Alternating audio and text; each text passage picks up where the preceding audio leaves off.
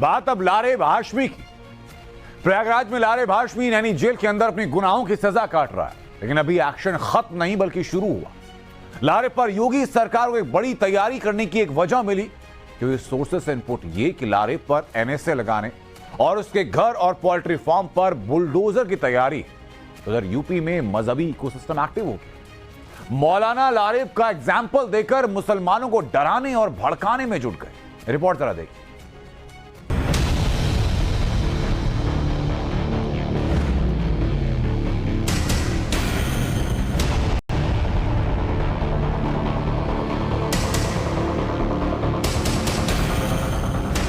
लारेब हाशमी के घर पर बुलडोजर चलेगा। लारेब का पोल्ट्री फार्म जमींदोज होगा। लारेब हाशमी पर एनएसए लगाया जाएगा। योगी राज में लारेब के गुनाह का पूरा हिसाब होगा। योगी सरकार लारेब के खिलाफ सख्त से सख्त एक्शन लेगी। एक्शन ऐसा होगा जो यूपी के लिए नजीर बनेगा। इस एक्शन से लारेब जैसे कट्टरपंथियों को मैसेज दिया जाएगा। लारेब ने जितना बड़ा गुनाह किया, एक्शन भी ठीक वैसा ही होगा, क्योंकि यूपी में योगी का राज है और योगी राज में कानून का इकबाल सबसे ऊपर है। यूपी में जो कुछ भी होगा वो कानून के हिसाब से ही होगा। लारेब पर एक्शन भी कानून के दायरे में ही लिया जाएगा।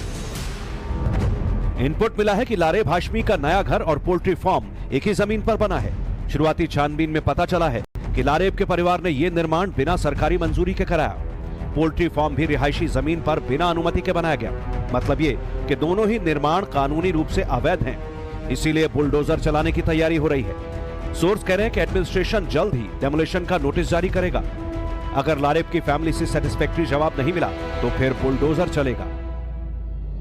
यूपी में योगी राज है। योगी राज में कानून का इकबाल बुलंद है और अगर यूपी में कोई चैलेंज करता है तो फिर उसका यूपी पुलिस अपने स्टाइल में जवाब देती है। कानूनी एक्शन में कोई भेदभाव नहीं होता। लेकिन लारेब के नाम पर मुस्लिम पॉलिटिक्स का भोंपू फुल साउंड में बज रहा है।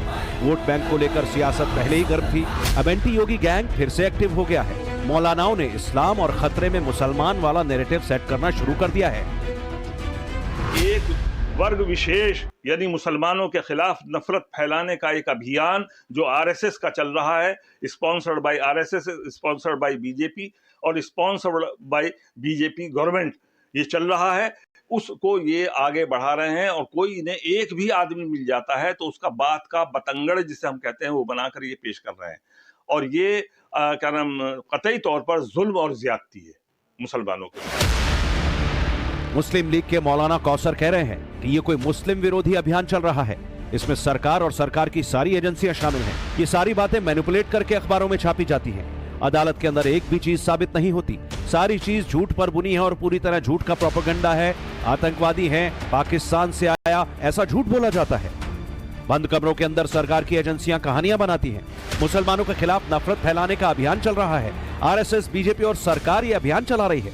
मुसलमान के साथ जुल्म और ज्यादती हो रही है।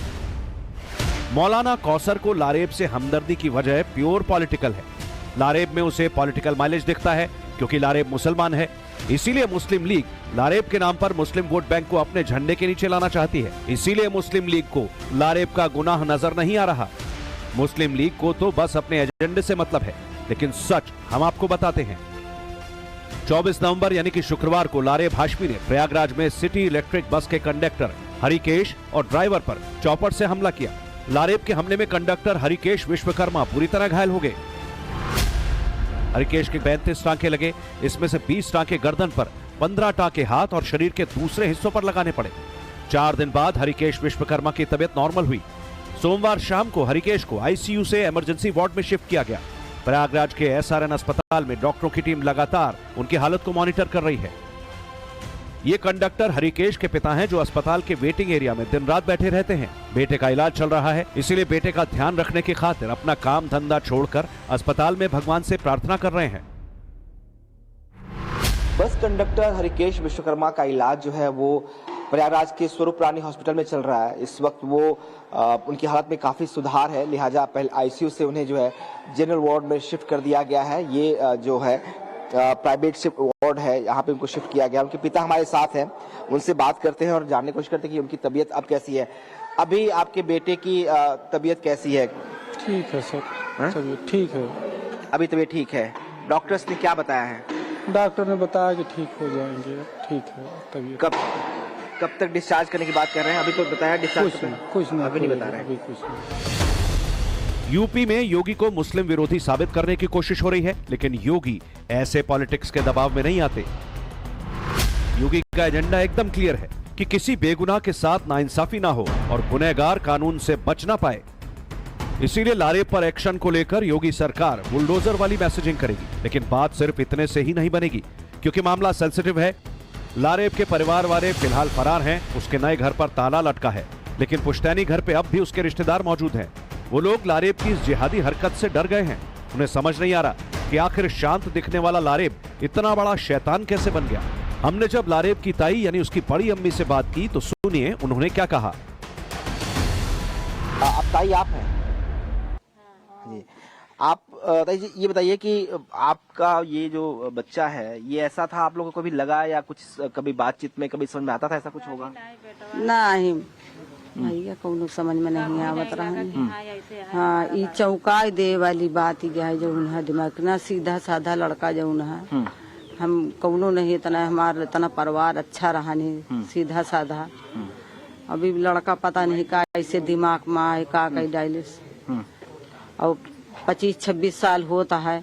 ननिहाल में उनके पैदाइश हुआ है। एक आध महीना ही रहे न अपन अपन सब अलग बिलग हो गए। हमारे लोग के डांड देवा कच्चे मकान है साहेब, यही में वही रहता है। योगी मोदी सरकार बनी रहा है साहेब कि जो कॉलोनी दे दे हैं, लेटरिंग दे दे हैं बनवावे खातिर, राशन देता ओके हम खाते हैं। जौने देश में है ओके जो गुन गाओ कि हम बाहर देश चले जाए, हम कहते ही देश में रहा का है यही में रहम ना। अब उनके परेशानी कह के जौना सुन के जौना हम लोग परेशान हैं। लेकिन लारेब के इस गुनाह से पूरा यूपी सन्न है। मुसलमान भी नाराज हैं और लारेब के रिश्तेदार भी। मुसलमान कह रहे हैं कि लारेब ने कौम का नाम खराब किया, तो परिवार कह रहा है कि उसने परिवार की सालों की इज्जत को मिट्टी में मिला दिया। तो आज यूपी विधानसभा में डेंगू को लेकर के अखिलेश यादव और सीएम योगी की कैमरे पर जबरदस्त टक्कर हुई। नेता प्रतिपक्ष के अलावा समाजवादी पार्टी के कई विधायकों ने डेंगू से लड़ने को लेकर के योगी सरकार की तैयारियों पर सवाल उठाए और उसके बाद योगी ने जोरदार जवाब दिया। सीएम योगी ने न सिर्फ डेंगू की तैयारियों के बारे में जानकारी दी, बल्कि डबल इंजन सरकार पर अखिलेश के साथ तंज पर तर्क के साथ कटाक्ष। रिपोर्ट जरा देखिए।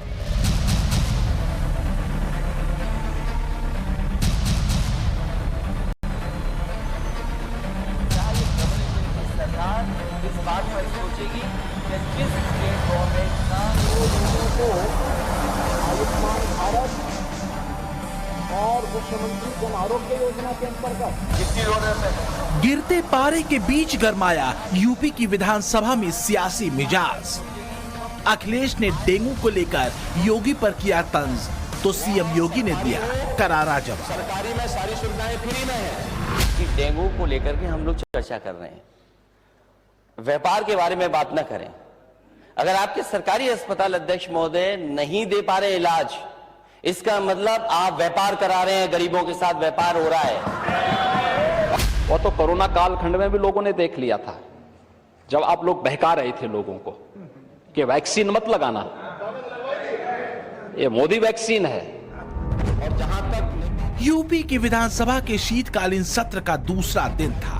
एक तरफ सीएम योगी थे, दूसरी तरफ समाजवादी पार्टी के अध्यक्ष और नेता प्रतिपक्ष अखिलेश यादव। मुद्दा विपक्ष की तरफ से उठा डेंगू को लेकर। अखिलेश की तरफ से आरोप ये लगाया गया कि डेंगू को कंट्रोल करने में योगी सरकार नाकाम रही।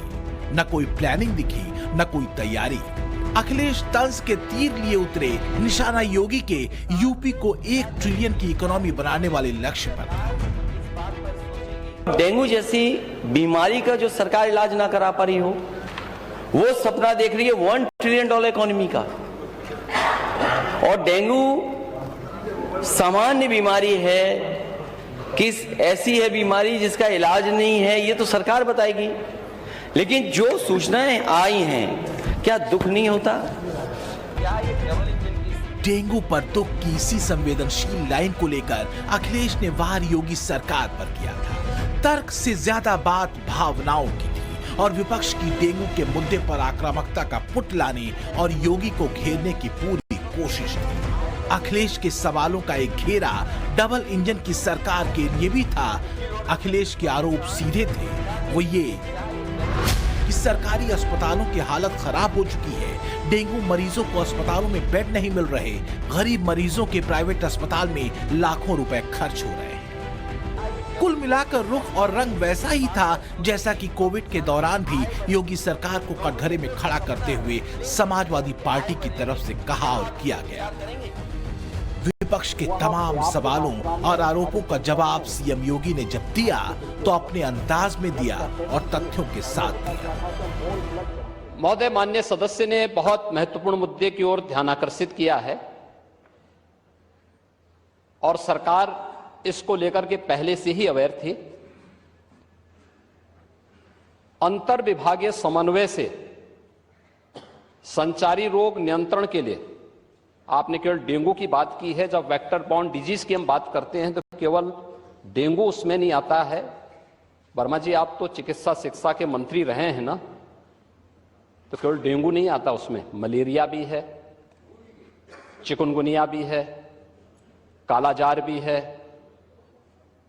इन सभी से संबंधित वेक्टर बॉर्न डिजीज हो या फिर वाटर बॉर्न जल जनित हो या फिर विषाणु जनित कोई भी बीमारी हो, इनके उपचार के लिए सरकार के स्तर पर एक समन्वित प्रयास किया गया है। करीब 57 सेकंड के इस जवाब में सीएम योगी ने यह साफ कर दिया कि बातें कोरी हवा हवाई नहीं है, बल्कि तैयारी पुख्ता है और पूरी है। इसमें शक नहीं कि इस बार उत्तर प्रदेश में डेंगू ने कहर बरपाया है। मीडिया रिपोर्ट्स के मुताबिक अब तक यूपी में 18,000 से ज्यादा डेंगू के मरीज मिल चुके हैं, लेकिन तैयारियां हर स्तर पर हैं और स्थितियां कंट्रोल में हैं। तो क्या जानबूझकर कोशिश डेंगू के मुद्दे पर पैनिक क्रिएट करने की है या फिर विपक्ष की ये सरकार पर दबाव बनाने की कोई कोशिश है? डेंगू को लेकर के हम लोग चर्चा कर रहे हैं, व्यापार के बारे में बात ना करें।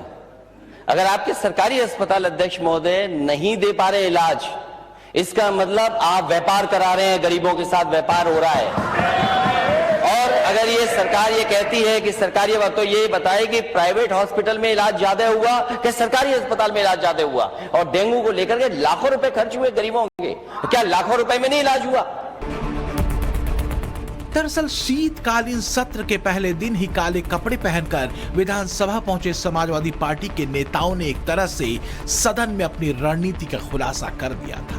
पहले दिन ही समाजवादियों ने बिजली, पानी, सड़क, खेती, किसानी और कानून व्यवस्था को लेकर योगी पर हमला बोला था। तो क्या चूंकि ये मुद्दे उतने भ्रम और भय नहीं फैलाते थे, इसलिए डेंगू के मुद्दे को चुना गया?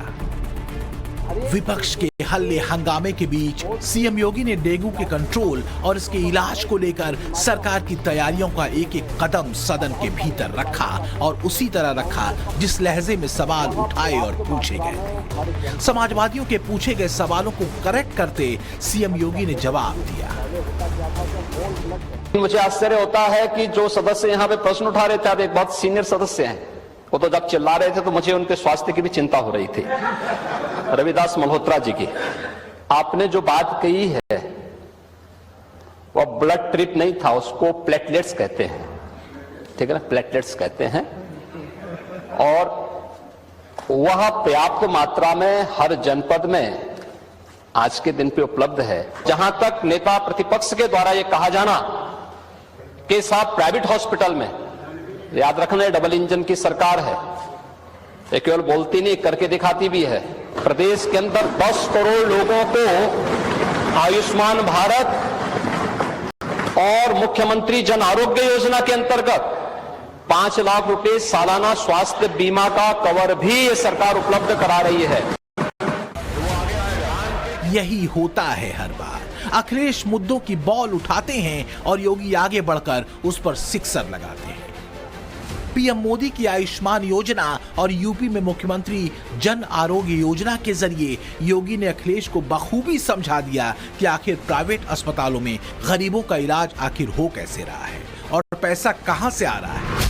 ऐसा पहली बार नहीं हुआ है जब योगी ने अखिलेश के सवालों पर फॉरवर्ड खेलते हुए सदन में बॉल बाउंड्री लाइन के पार पहुंचाई हो।